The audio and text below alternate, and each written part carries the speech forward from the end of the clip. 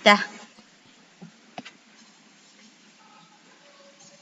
Bismillahirrahmanirrahim. Assalamualaikum warahmatullahi wabarakatuh. Salam sejahtera untuk kita semua dan salam semangat untuk kita semua. Yang terhormat untuk Bapak Andri Kurniawan, SPD MPD selaku dosen pengampu mata kuliah seminar kepautan, dan juga teman-teman semuanya serta Bapak Ibu yang pada saat ini menonton video ini. Semoga kalian semua dalam keadaan sehat walafiat dan jangan lupa untuk selalu tersenyum. Kali ini kami dari kelompok 6 akan melakukan kegiatan seminar kepautan dengan tiga materi yang akan disampaikan oleh kelompok kami. Baiklah, untuk selanjutnya saya akan ke materi yang pertama. Kebetulan di sini saya sebagai moderator untuk penyampaian materi yang pertama. Untuk penyampaian materi yang pertama dengan judul pengaruh aktivitas metode time out terhadap kepatuhan anak usia 4-5 tahun di RA Khadijah, yang akan disampaikan oleh Ibu Masruhi Lailiyah. Kepada Ibu Masruhi Lailiyah, dipersilahkan. Ya, terima kasih atas waktunya. Assalamualaikum warahmatullahi wabarakatuh.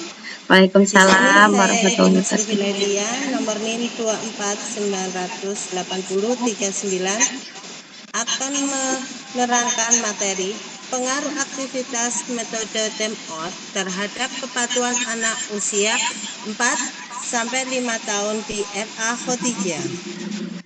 Latar belakang. Kepatuhan merupakan salah satu aspek kepentingan dalam perkembangan sosial emosional anak usia dini. Masih ditemukan anak yang sulit mengikuti instrumen guru, melanggar aturan kelas, dan kurang disiplin saat kegiatan belajar. Metode time out merupakan salah satu strategi disiplin positif yang memberikan kesempatan kepada anak untuk menenangkan diri dan memahami konsekuensi perilakunya. Oleh karena itu, penelitian ini dilakukan untuk mengetahui pengaruh metode time out terhadap kepatuhan anak usia 4-5 tahun di RA Khadijah. Rumusan masalah. Apakah pengaruh aktivitas metode time out dapat meningkatkan kepatuhan anak usia 4-5 tahun di RA Khadijah? Rencana penelitian ini dapat membandingkan hasil sebelum dan sesudah perlakuan untuk mengetahui apakah terdapat peningkatan kepatuhan anak usia 4-5 tahun di RA Khadijah setelah diterapkan metode time out. Metode penelitian, jenis penelitian kuantitatif dengan desain one group, pretest dan post-test desain. Lokasi penelitian di RA Khadijah. Subjek penelitian 20 anak usia 4-5 tahun. Teknik pengumpulan data seperti observasi, dokumentasi, dan mengetahui indikator kepatuhan, mengikuti instrumen guru, menaati aturan kelas, menunjukkan perilaku disiplin. Analisis data, uji normalitas, dan uji T dengan menggunakan perhitungan SPSS versi 20 untuk mengetahui pengaruh metode time out. Dilihat pada diagram pretest menunjukkan bahwa kepatuhan anak masih tergolong rendah. Setelah diberi perlakuan menunjukkan metode time out, nilai post-test meningkat, hampir seluruh anak meningkat. Dan berdasarkan rumus PSSS versi 20, mengindikasikan bahwa sebagaimana besar skor post-test lebih tinggi dibanding skor pretest, sehingga dapat dikatakan terjadi peningkatan sangat intervensi. Dari kesimpulan dan saran, sebelum menerapkan metode time out, tingkat kepatuhan anak usia 4-5 tahun di era Khadijah masih tergolong rendah. Akan sering tidak mengikuti instrumen guru, kurang menaati aturan kelas, dan belum menunjukkan perilaku disiplin secara konsisten. Setelah penerapan metode time out, terjadi peningkatan kepatuhan anak yang terlihat dari hasil post-test yang lebih tinggi dibanding pretest. Anak menjadi lebih mampu mengikuti instrumen guru, nanti menaati aturan kelas, mengendalikan perilaku, serta menunjukkan sikap disiplin selama kegiatan pembelajaran. Berdasarkan hasil penelitian, aktivitas metode time out berpengaruh positif terhadap kepatuhan anak usia 4-5 tahun di era Khadijah. Terima kasih. Ayo kita biasakan diri untuk selalu mematuhi aturan di mana saja. Wabillahi taufiq wal hidayah. Wassalamualaikum warahmatullahi wabarakatuh. Saya kembalikan di moderator. Silakan. Baik, terima kasih atas pemaparan materi yang pertama oleh Ibu Husnul, oleh Ibu Masruhi Lailia. Mohon maaf apabila dalam penyampaian materi yang pertama ada kesalahan. Saya selaku moderator, saya mohon maaf sebesar-besarnya. Dan selanjutnya untuk materi yang kedua akan disampaikan oleh Ibu Husnul Khotimah yang akan dimoderatori oleh Ibu Masruhi Lailia. Kepada Ibu Masruhi Lailia, disilahkan.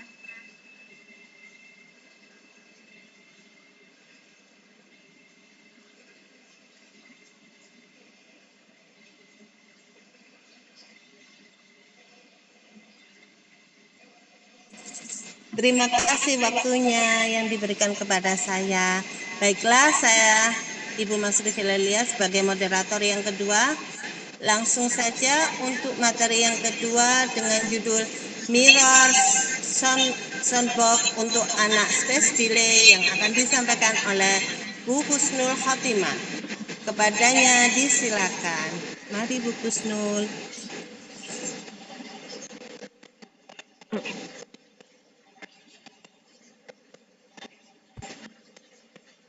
Baik, terima kasih atas waktunya yang diberikan kepada saya. Perkenalkan, nama saya Bu Husnul Khotimah dengan NIM 249008043. Pada kesempatan kali ini saya akan menyampaikan presentasi saya dengan judul Mirror Soundbox untuk anak space delay. Semoga materi yang saya sampaikan nanti dapat bermanfaat dan mudah dipahami. Langsung saja ya, kita masuk di latar belakang materi ini.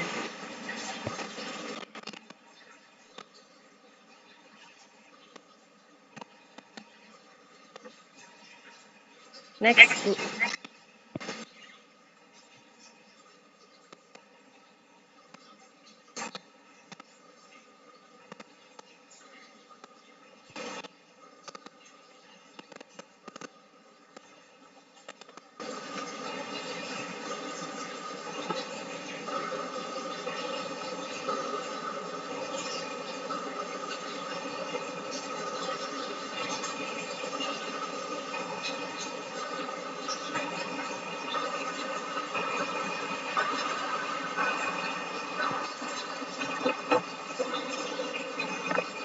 Oke, baiklah, saya akan mengulangi pada latar belakang penelitian ini. Kemampuan berbicara merupakan aspek penting dalam perkembangan usia dini. Sejalan dengan teori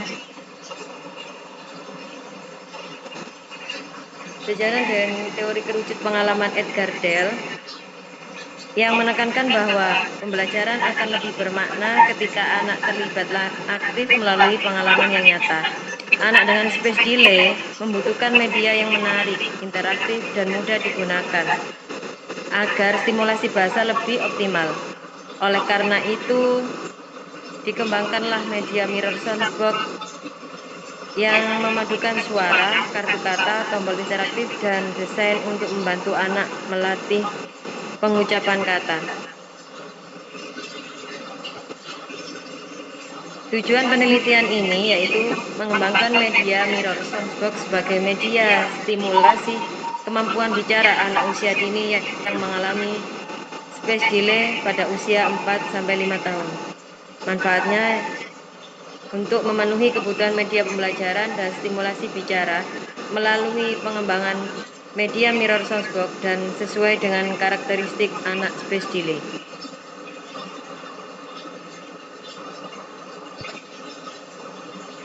Next. Metode peneliti. Apa sih Mirror Soundbox itu? Mirror Soundbox yaitu media pembelajaran yang berbentuk kotak yang dilengkapi dengan cermin, tombol suara, kartu kata, speaker yang dirancang untuk menstimulasi bicara anak yang mengalami keterlambatan bicara atau speech delay. Metode penelitian menggunakan penelitian Research and Development atau R&D dengan model pengembangan EDDI. Yang pertama yaitu analisis untuk mengenali karakteristik dan kebutuhan anak speech delay. Yang kedua yaitu desain. Desain dirancang untuk merancang bentuk media sesuai dengan kebutuhan anak speech delay serta bahan yang akan digunakan. Yang ketiga yaitu pengembangan. Dalam pengembangan ditujukan untuk menentukan kelayakan media melalui uji proses validasi media dan juga ahli materi. Yang keempat yaitu implementasi untuk mengenalkan cara penggunaan media Mirror Soundbox kepada anak yang mengalami speech delay. Yang kelima yaitu evaluasi untuk mengetahui kelayakan dan efektivitas media Mirror Soundbox terhadap kemampuan berbicara anak speech delay melalui uji coba one-to-one, small group, file triad yang dituangkan dalam instrumen skala Likert. Di sini saya mengambil kesimpulan dengan harapan media Mirror Soundbox dapat melatih gerak mulut dan artikulasi dalam berbicara anak speech delay. Media ini lebih menarik karena terdapat cermin, gambar, speaker dan tombol suara sehingga memotivasi anak saat belajar berbicara dan mudah digunakan. Terima kasih atas waktu yang diberikan kepada saya. Apabila ada salah kata, saya mohon maaf dan saya kembalikan kepada moderator. Ya, terima kasih Bu Kusnul atas materinya yang sangat luar biasa. Kita akan melanjutkan pada moderator yang ketiga. Kepada Bu Kusnul kami persilakan.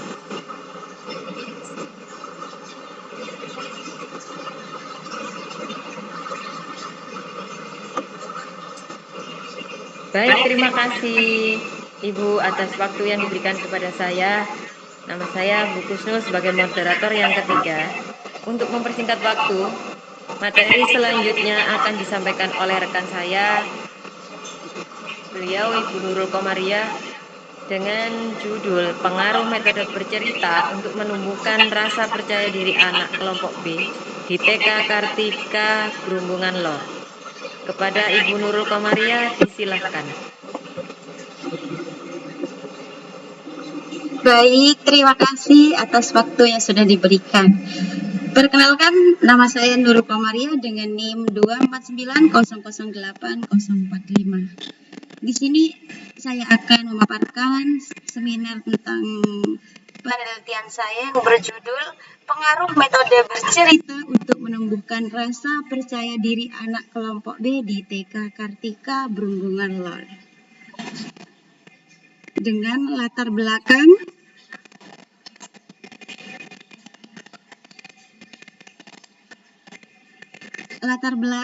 anak usia dini pada tahap ini masih berada pada masa golden age, sehingga memerlukan stimulasi yang tepat.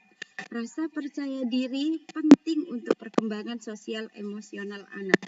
Di TK Kartika Grumbungan Lor, ditemukan anak yang malu berbicara di depan kelas, ragu tampil, dan kurang aktif dalam pembelajaran, serta tidak yakin pada dirinya sendiri. Dan pembelajaran masih cenderung satu arah. Metode bercerita dipilih karena mampu melatih keberanian dan meningkatkan komunikasi serta menumbuhkan percaya diri anak. Menurut Harlow 2005, rasa percaya diri membantu anak mampu menyesuaikan diri dan berinteraksi secara positif dengan lingkungan. Mengapa saya memilih metode bercerita dan rasa percaya diri? Karena metode bercerita sesuai dengan karakteristik anak usia dini yang senang mendengarkan cerita, berimajinasi, dan meniru perilaku tokoh yang ada dalam cerita.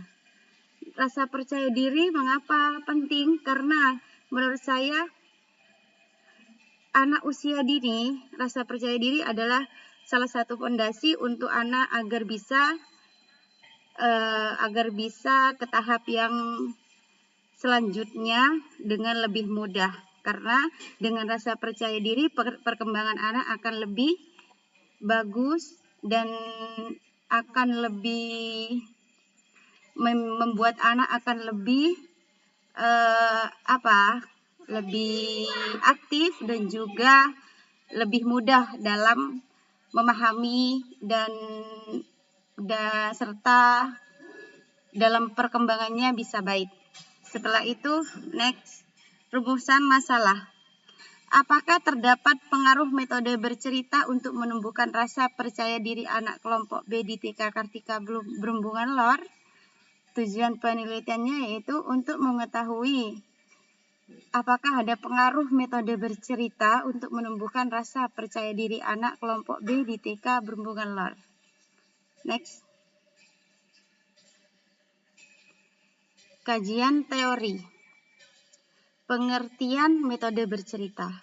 Metode bercerita adalah metode pembelajaran melalui penyampaian cerita secara lisan untuk menyampaikan pesan dan nilai pendidikan. Menurut Dini 2011, metode bercerita dapat melatih keberanian berbicara, meningkatkan kemampuan komunikasi, dan menumbuhkan rasa percaya diri anak.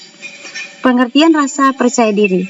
Rasa percaya diri adalah keyakinan anak terhadap kemampuan dirinya sendiri. Ciri-ciri anak percaya diri yakni berani berbicara, mau tampil di depan kelas, aktif dalam kegiatan, dan berani mengemukakan pendapat.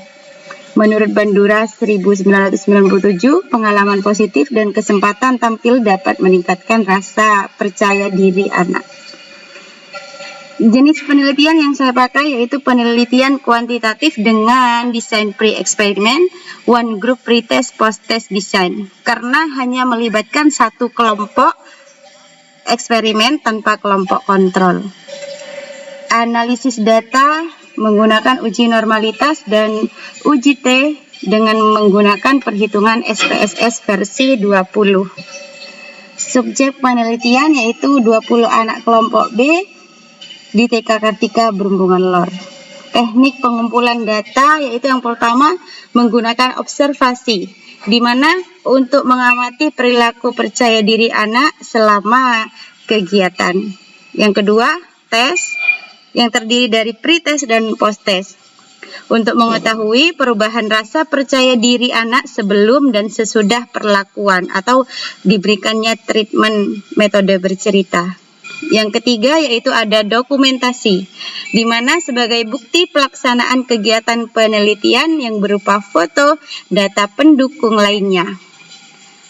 Di mana pada saat pre-test dan post-test apa yang dinilai di situ yaitu ini ada indikator yang terdiri dari yang pertama berani berbicara di depan kelas, yang kedua mau tampil saat kegiatan bercerita. Yang ketiga, menunjukkan sikap yakin pada diri sendiri. Serta yang keempat, aktif berpartisipasi dalam kegiatan. Jadwal penelitian. Untuk pretest dilakukan pada tanggal 11 Februari 2026. Seperti yang saya jelaskan, pretest ini adalah nilai diambil saat sebelum dilakukannya treatment atau perlakuan metode bercerita.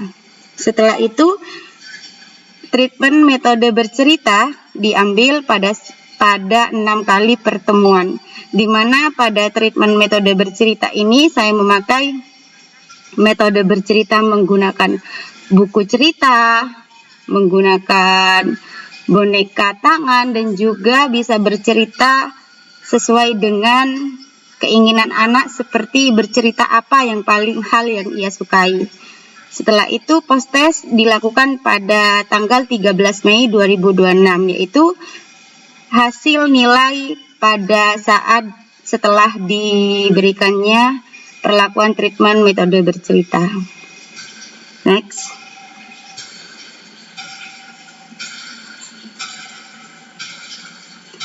Dan inilah hasil dari hasil pretest dan posttest, dan juga hasil perhitungan SPSS versi 20. Di sini kita bisa lihat hasil pretest yang berwarna kuning dan hasil posttest yang berwarna hijau.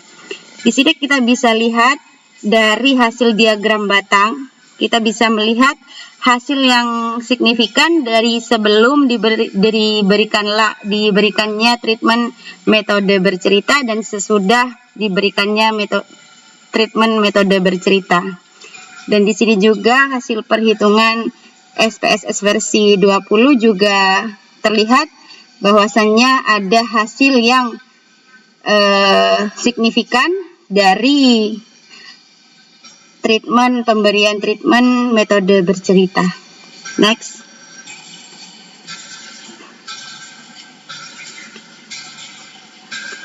Kesimpulan, sebelum treatment rasa percaya diri anak masih rendah, dan setelah penerapan metode bercerita rasa percaya diri anak meningkat. Jadi, metode bercerita terbukti efektif untuk menumbuhkan rasa percaya diri anak kelompok B usia 5-6 tahun. Demikian pemaparan hasil penelitian saya yang mengenai pengaruh metode bercerita untuk menumbuhkan rasa percaya diri anak kelompok B di TK Kartika Berumbungan Lor.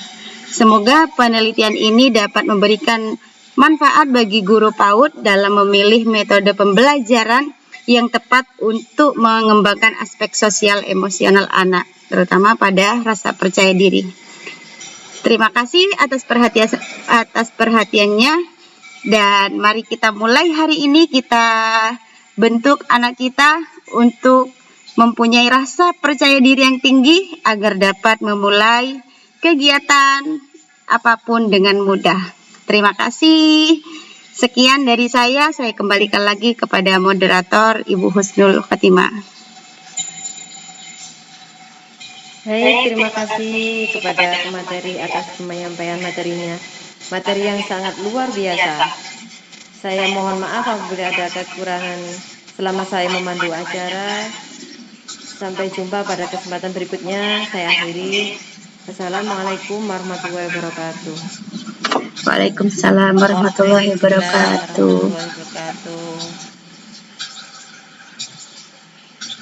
Alhamdulillahirabbil alamin.